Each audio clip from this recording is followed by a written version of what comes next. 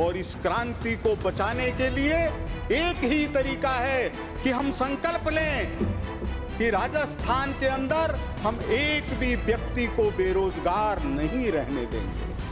एक भी व्यक्ति को बेरोजगार नहीं रहने देंगे। ये मुश्किल नहीं है, ये मुश्किल नहीं है।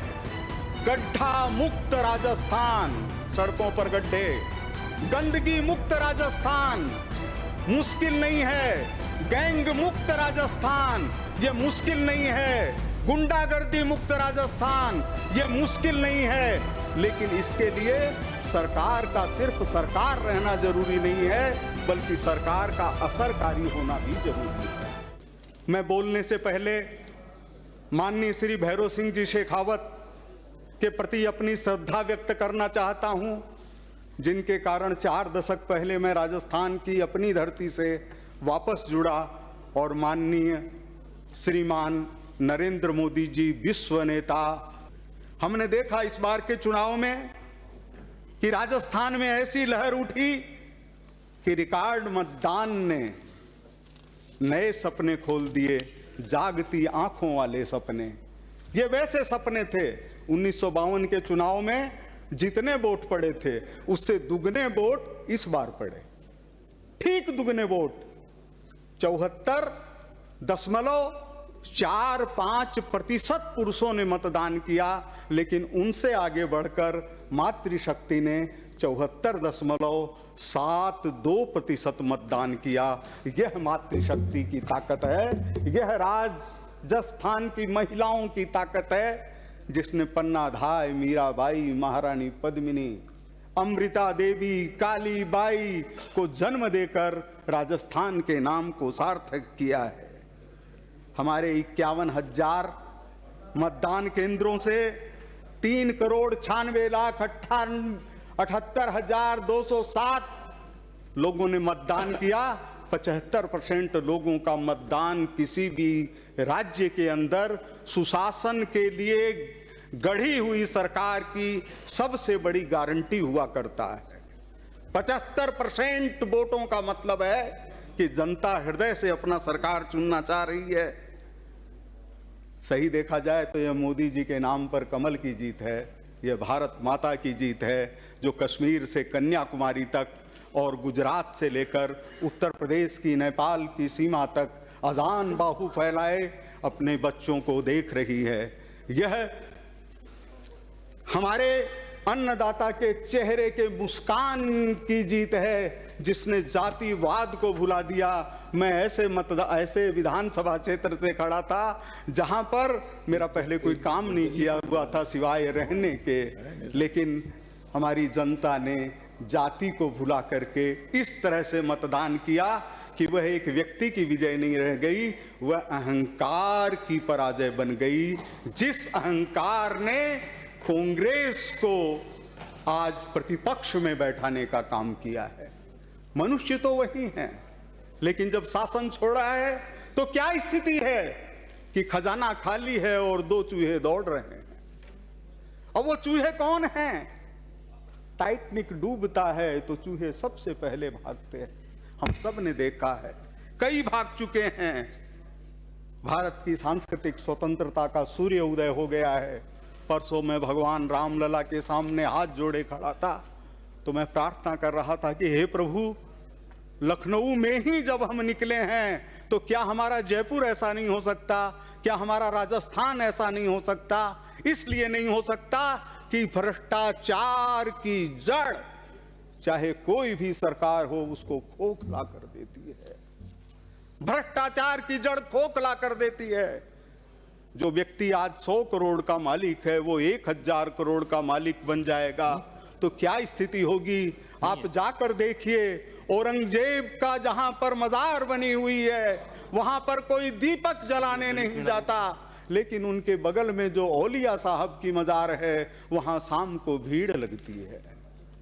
तो इस पैसे की कीमत बहुत कम है। माननीय सभापति महोदय, कि जिस दिन राजस्थान का चुनाव परिणाम आ रहा था उस दिन घोषणा हो रही थी कि महिला अपराध के अंदर राजस्थान पहले नंबर पर है। उसी दिन, उसी 3 तारीख को भारत सरकार के आंकड़े जारी हो रहे थे कि राजस्थान महिला अपराध के अंदर नंबर 1 है।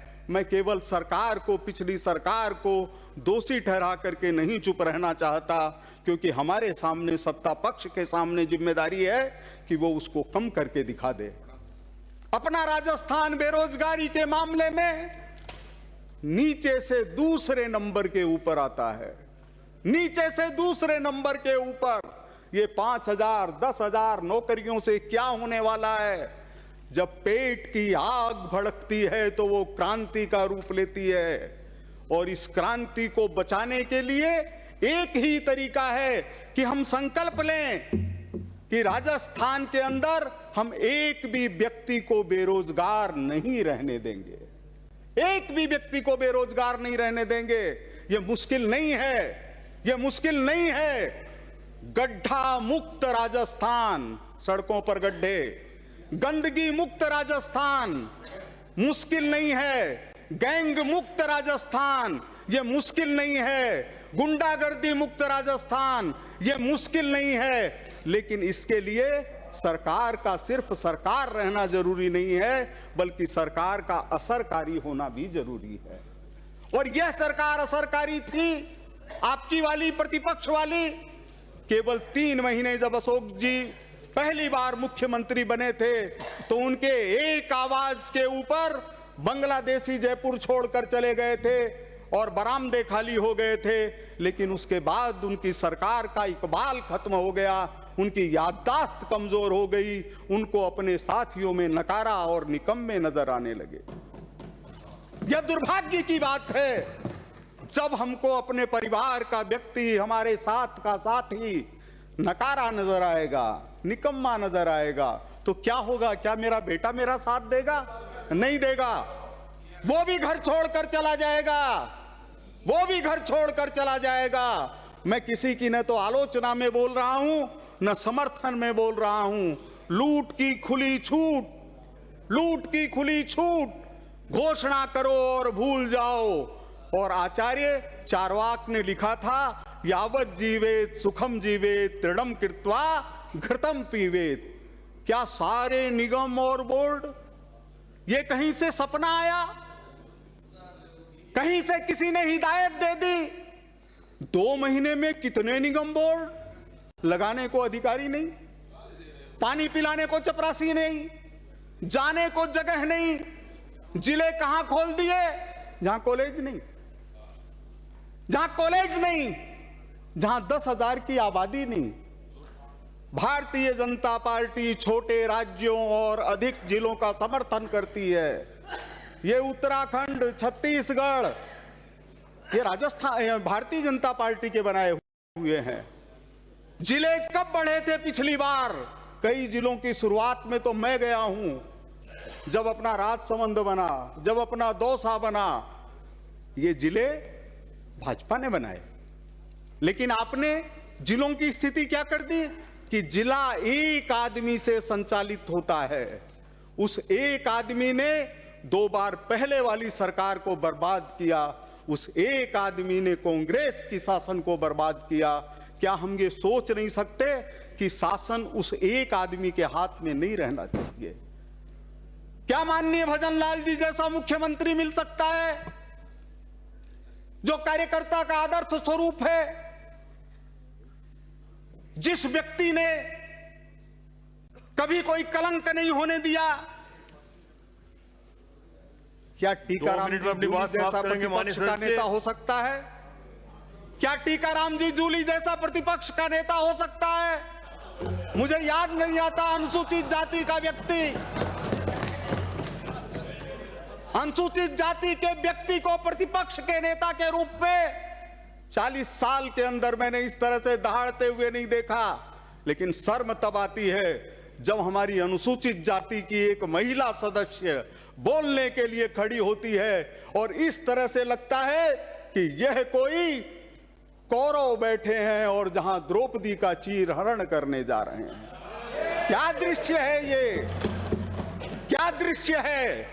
हम लोगों ने कभी नेहरू नहीं बोला, हम लोग नेहरू जी बोलते हैं।